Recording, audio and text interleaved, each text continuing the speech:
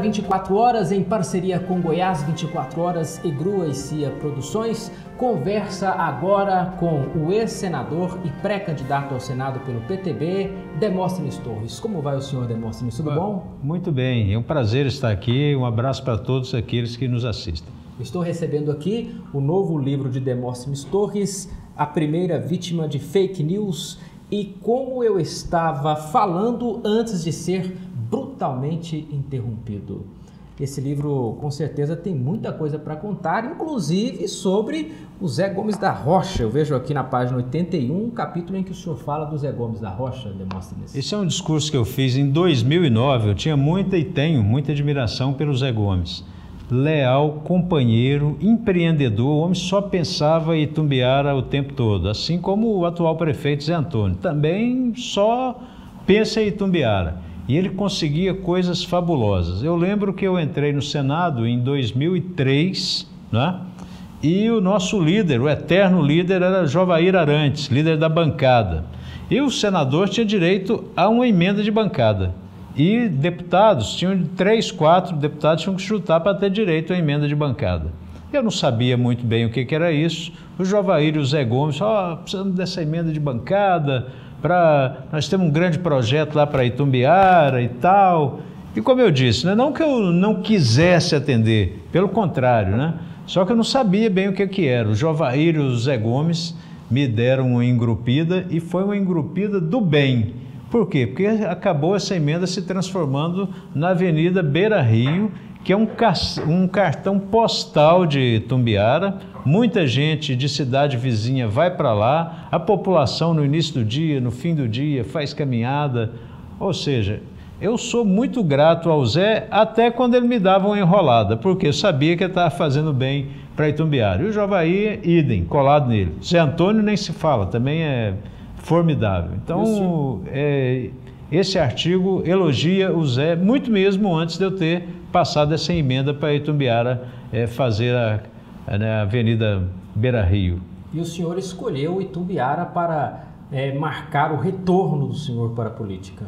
Itumbiara é uma cidade muito querida para mim, eu tenho muitos amigos e acho que aquele assassinato brutal, covarde que aconteceu, pondo fim à vida do nosso amigo Zé Gomes, sensibilizou a todos nós. Eu estava à distância, estava voltando em Brasília, quando alguém me contou que inclusive o nosso governador tinha sido baleado, né?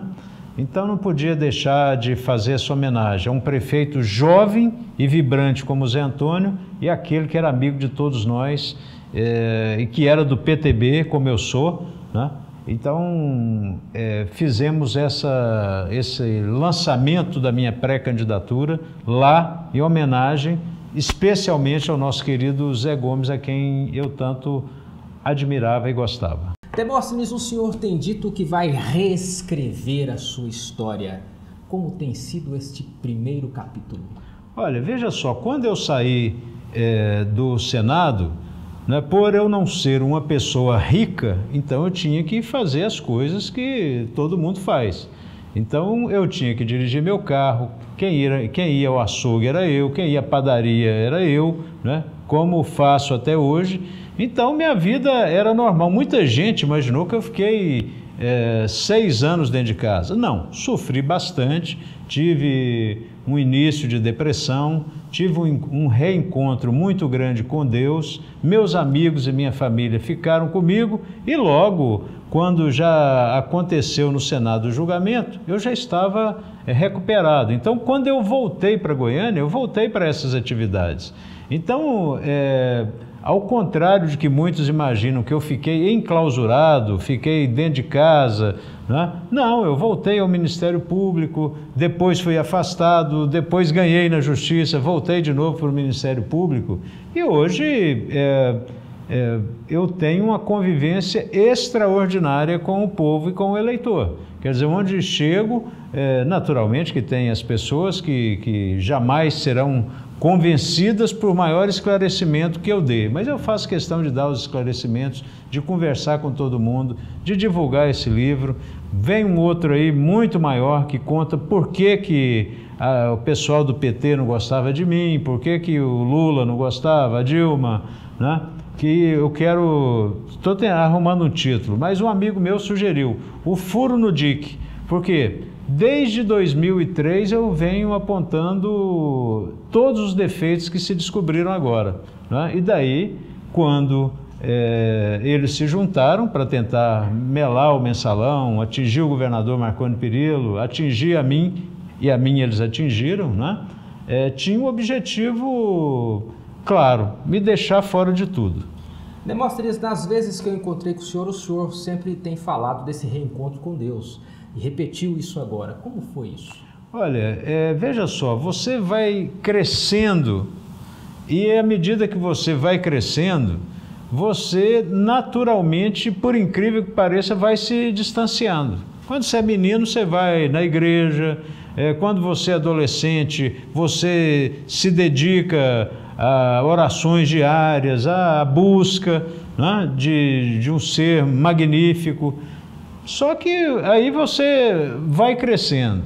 E aí, no meu caso, por exemplo, maior relator da história do Senado. Todos os senadores me procuravam para fazer um projeto para ele, para ajudar na relatoria. E naquela empolgação, eu dormia, e eu durmo muito pouco, eu dormia 1h da manhã, acordava às 5h30, 6h.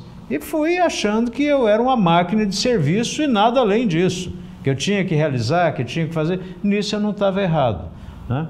Só que quando eu sofri essa queda, parece que eu sofri um ataque de forças ruins, de pessoas, de seres que queriam a minha destruição completa, não só aqueles do Senado que eram meus inimigos ou da presidência da República. Então, teve um dia que eu entrei no meu quarto à tarde, né? E aí eu já tomava um remédio para poder dormir, só que acontecia o seguinte, me dava sono na hora que eu tinha que ficar acordado, né? E eu perguntei, fiz assim, falei, meu Deus, me diga uma coisa, depois de tudo o que eu fiz, por que eu estou sofrendo isso aqui, né? E assim, numa espécie de depressão profunda. E naquele momento aconteceu comigo o que os evangélicos chamam de falar com Deus.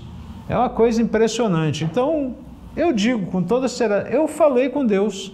E ele me disse, levanta, você tem que lutar, você tem que mostrar o que aconteceu, senão você vai morrer como um malandro, como um corrupto, como um delinquente. Se levanta, você vai ter a oportunidade de dizer isso. E a partir disso, hoje eu sei, mais do que nunca, não que eu tivesse perdido essa consciência, mas vamos dizer que ela estava um pouco abandonada, que tem alguém muito superior a nós, que cuida das coisas e que é o seu consolador. E é o que a gente precisa na vida de consolo. Consolo de pessoas, de amigos, de parentes, mas sobretudo de Deus. Esse consola mesmo. O senhor tem dito que está recuperando o tempo perdido. Recuperou muito tempo já? Recuperei. Está viajando bastante? Muito. Estou viajando todos os dias. Muitas vezes eu vou em 3, 4, 5 cidades por dia. Por quê? Porque eu só voltei para o mundo político de verdade no dia 6 de abril, quando eu me desincompatibilizei, quando o Supremo autorizou que eu, numa decisão inédita, que nunca aconteceu no Brasil, mas que eu sempre disse que ia ganhar, que eu acreditava nisso, né? Autorizou que eu pudesse me candidatar contra uma decisão política do Senado. Por quê? Porque a decisão política do Senado foi errada, né? O Senado me perseguiu. Então o Supremo autorizou que eu pudesse voltar. Então, eu não tive a oportunidade que todos tiveram, eu fiquei 6 anos afastado da política, não é verdade? Então, esses 6 anos eu tenho que recuperar agora, visitar prefeitos, visitar vereadores, visitar partidos, visitar lideranças. Então, eu não posso parar. Por quê? Porque eu quero mostrar tudo o que aconteceu, mostrar o que a justiça decidiu e tentar recuperar essa credibilidade que eu tenho. Eu acho que as coisas estão se encaminhando lentamente. Após 6 anos, como as pessoas estão recebendo o senhor, Demóstenes? Muito bem, eu tenho sido abraçado, muita gente que me admirava voltou a admirar, vendo que eu fui vítima dessa fake news, dessa notícia falsa, né, desse complô, né, e sabem perfeitamente que talvez eu tenha me excedido, né, mas assim, eu não me arrependo de ter brigado com os grandes do Senado, mas isso me custou o mandato. E o povo me recebe bem, tem compreendido muito bem o que está acontecendo. Vamos falar um pouco de política, Demóstenes? Vamos. Bom, o senhor, na base aliada, é pré-candidato a senador. O mesmo acontece com o ex-governador Marconi Perillo e com a senadora Lúcia Vânia. O senhor propõe prévias para a escolha dos candidatos da base aliada. Como funcionariam essas prévias? Olha, eu defendo qualquer coisa que implique numa decisão coletiva, né? Nós somos um conglomerado. Quantas vezes nós não passamos por isso? Em 2002, eu venci Jales Fontoura numa convenção do antigo PFL para ser candidato. Isso é normal. Em 2010, nós fomos até a última hora, nós só decidimos que o hoje governador Zé Hélito seria candidato na madrugada da convenção do DEM, que era um sábado, né, no mês de julho. Então foi no último dia, na última hora. Então, o que eu digo? Como eu voltei para o processo político estava em relação à base aliada relativamente estabilizado. Só que eu voltei. Óbvio que nós temos um candidato que não se pode descartar, ao contrário, ele é muito querido de todas as bases, é um candidato unânime, que é o ex-governador Marconi Perillo. Agora, o que eu peço é isso, é a oportunidade de poder fazer com que, quando da escolha, para qual será o segundo candidato da base aliada, que se ouçam os prefeitos, sejam ouvidos os deputados estaduais, os deputados federais, os vereadores, o próprio ex-governador Marconi, o atual governador Zé Hélito, né, todos nós, né, podemos fazer isso numa forma de consulta. As pesquisas eleitorais, tanto as quantitativas quanto as qualitativas. Uma convenção seria... Aí eu admito prévia e admito também convenção. Nós podemos fazer uma grande festa, não é verdade? No último dia, para que os partidos formalizem a sua coligação, nós podemos fazer uma convenção, submeter todo mundo que tem direito a voto em todos os partidos que compõem a base. Nós podemos fazer uma convenção e eu me submeto ao resultado. Se nessa consulta eu perder, eu apoiarei quem vencer. Se nessa prévia eu perder, eu apoiarei quem vencer. Se nessa convenção eu perder, eu apoiarei quem vencer. Então, assim, não tem que ter mágoa, nós temos que fazer uma disputa limpa, normal, tranquila. Por quê? Porque isso é até muito interessante. Se tem 2, 3, 4 candidatos interessados em chegar até o fim, é sinal que muito foi feito, muito foi realizado, né? E que todos querem disputar uma vaga dentro desse grande grupo que transformou a realidade do estado de Goiás. O senhor tem viajado muito com o governador Zé Hélito e tem dito que ele vai ganhar no primeiro turno. Como assim? Olha, o que acontece hoje é o seguinte: o Zé Hélito é uma figura que o estado de Goiás admira, só que ele qualitativamente é muito melhor candidato do que os demais, respeitando os demais. Todos têm história política, todos têm suas qualidades. Mas acontece, primeiro, o eleitor, ele quer uma mudança, mas ele quer uma mudança para melhor, ninguém quer mudar para pior, né? Segundo, o Tempo Novo está se reciclando, e é tanto verdade, todo mundo reconhece o que o Marconi Perillo fez, reconhece e aplaude. Acho que até os adversários reconhecem. Tanto é que eu digo que ele é o maior governador da história de Goiás, não tem como ser diferente. Essa história que todos nós conhecemos do Estado, é uma história recente, boa, melhoria na educação, criação da UEG, VaptVupt, Goiás na frente, tudo isso e muito mais, né? Recapeamento de rodovia, programa de conservação, terceira via, histórias belíssimas. Zé Elton chegou, era o maior advogado eleitoral da história de Goiás, quer dizer então que ele é um intelectual, é um homem preparado, né? E nesses 8 anos, ele foi presidente da CELG, ele foi secretário de Segurança Pública, ele foi secretário do Desenvolvimento Econômico, ele passou por diversas atividades. Ao conversar com ele, a gente vê que ele domina o Estado, ele sabe o que fazer. Tanto é que o primeiro prego que ele fincou, quando governador, foi avançar no que o Marconi Perillo fez, foi melhorar o que o Marconi Perillo fez. Primeiro, criou porque, pobre que foi, usuário de transporte coletivo, andou de ônibus, usou o Sistema Único de Saúde, né? Humilde, simples, como a sua mulher Fabrina. O que ele fez? Ele, conhecendo essa realidade, porque ele andou de ônibus, não é verdade? Então, ele criou um batalhão para cuidar das pessoas nos terminais e dentro dos ônibus, porque ele sabe que, primeiro, as mulheres são assediadas lá gravemente. Eu fui secretário de Segurança Pública, eu sei que isso acontece. Segundo, muitos batedores de carteiras, ladrões, vão lá para dentro para roubar o trabalhador. Então, criou um batalhão para dar tranquilidade ao pobre, ao trabalhador, aquele que necessita de andar de ônibus no transporte coletivo. Hoje, dentro do ônibus, tem um batalhão acompanhando. Tem, dentro dos terminais, e policiais civis disfarçados disfarçado, não, melhor dizendo, descaracterizado, né, para poder pegar ali o delinquente ou avisar, olha, o sujeito, às vezes a operação não pode acontecer ali dentro, porque coloca em risco todo mundo, mas já avisa o batalhão que vai descer fulano de tal com as seguintes características, que acabou de praticar um furto, um roubo ou abusar de alguém lá dentro.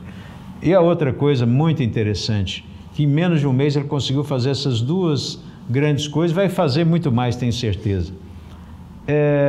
Ele usou o Sistema Único de Saúde e sabe que muita gente que precisa está com consulta marcada para daqui a 3 meses, alguns até para 1 ano, fazendo os exames também estão acumulados. As cirurgias eletivas, quer dizer, são aquelas que não precisam ser realizadas imediatamente, estão ali todas represadas. Numa estimativa por baixo, chegou-se à conclusão que 7.000 cirurgias aqui em Goiânia estão represadas. E aí você tem todo tipo de cirurgia. Você tem gente que tem uma hérnia que precisa ser operada, mas pode deixar para depois. Você tem uma redução de estômago, que a pessoa está morrendo por conta de diabetes, de problema renal, de pressão alta, mas pode deixar para depois, porque tem outro mais urgente. O que ele fez? E isso não é atribuição dele, isso é atribuição da prefeitura. Mas ele disse, eu não quero saber, eu vou fazer. Se o povo precisa, eu vou fazer. E aí começou esse programa Corujão, esse 3º turno, não é, que justamente pegar todas essas pessoas, né, e já fez mais de 100 cirurgias nesse período que lançou. Então tem gente que tem orelha de abano e que tem complexo disso. Tem gente que tem o seio muito grande, precisa reduzir. Então essas coisas são extraordinárias. É só para quem tem conhecimento, não é coisa livresca. Porque no livro você encontra qualquer coisa. Mas viver, sofrer e se preparar, transformar-se em governador e poder acudir às pessoas, isso é fantástico. É por isso que eu digo, acredito que qualitativamente, por ele ser um sujeito humilde, um sujeito bondoso, um intelectual, um homem que venceu na vida, nasceu pobre, né? O pai chegou a ser feirante, depois passou no concurso para o Banco do Brasil para ser advogado. Então esse homem, a mãe professora primária. Quem não conhece a dona Fabrina é uma pessoa encantadora. maravilhosa, a nossa primeira-dama, de uma humildade exemplar. Então, esse casal é o que o eleitor de Goiás quer. O eleitor de Goiás quer gente conciliadora, gente boa, gente tranquila, gente que sabe, que conhece a necessidade dos outros para poder fazer o bem. Não que os outros vão fazer o mal, mas é por isso que eu digo, está em dificuldade nas pesquisas hoje? Pode estar, eu acho até que já deve ter melhorado, mas ele vai ganhar a eleição, porque é o perfil que o eleitor quer, só que ainda não se apercebeu disso, até agora. Demóstenes Torres, muito obrigado pelo livro, muito obrigado por nos atender. E o Goiás 24 Horas com certeza ainda vai conversar muito com o senhor esse ano. Obrigado, Cristiano. Um abraço para você. Obrigado a todos que nos assistem no Goiás 24 Horas. Muito obrigado. A entrevista com Demóstenes Torres, pré-candidato a senador por Goiás pelo PTB, foi uma realização do Goiás 24 Horas em parceria com a Grua e CIA Produções e o Itumbiara 24 Horas. Nós voltamos em breve aqui com outra entrevista para você. Fique conectado.